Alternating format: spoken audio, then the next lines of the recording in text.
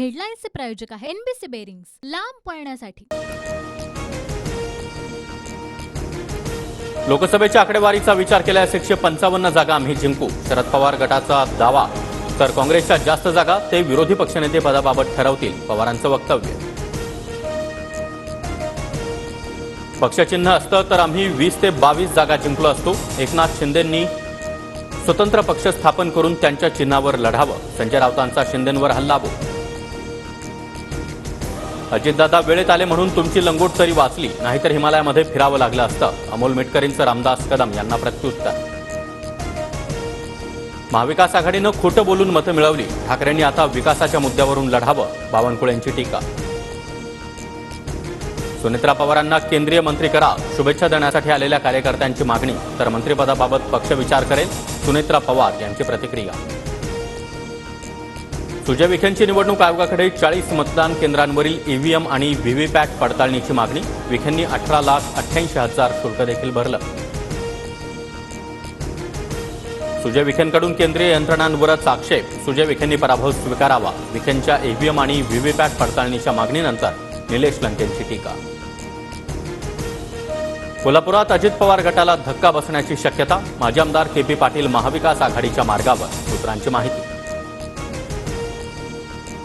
प्रकाश आंबेडकरांनी लक्ष्मण हाकेंना पाणी प्यायला दिलं, ओबीसींचं आरक्षणाचं ताट वेगळं असायला हवं, आंबेडकरांचं मत।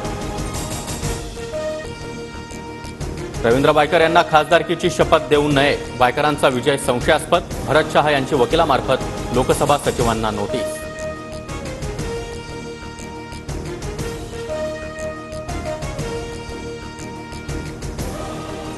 परिषदेच्या निवडणुकीच्या स्थगितीसाठी ठाकरे गट सुप्रीम कोर्टात जाण्याची शक्यता, आमदार अपात्रतेबाबतची सुनावणी प्रलंबित असल्यानं ठाकरे गट आक्रमक।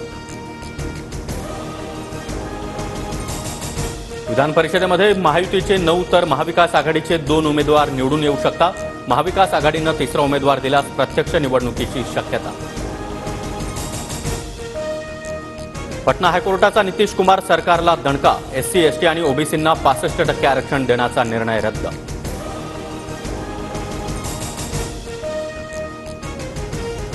भिवंडी कल्याणमध्ये मुसळधार पाऊस, बाजारपेठ पाण्याखाली, पालघरमध्ये देखील पावसामुळे वनई चंद्रनगरचा मुख्य बाजारपेठेशी संपर्क तुटला। मुंबईच्या किनारपट्टीवर पावसाचा अंदाज, तळ कोकणामध्ये येत्या आठवड्याभरामध्ये मुसळधार पावसाची शक्यता, रत्नागिरी जिल्ह्यासाठी आज हवामान खात्याचा येलो अलर्ट। दिल्लीमध्ये उष्माघातानं आतापर्यंत 9 जणांचा मृत्यू, दिल्लीतील आरएमएल रुग्णालयामध्ये उष्माघाताच्या रुग्णांसाठी स्वतंत्र वॉर्ड।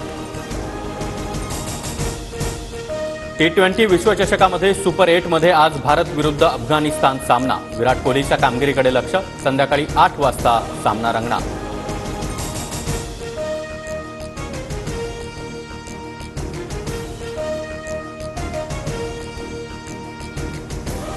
हेडलाईन्सचे प्रायोजक आहे एनबीसी बेरिंग्स, लांब पळण्यासाठी।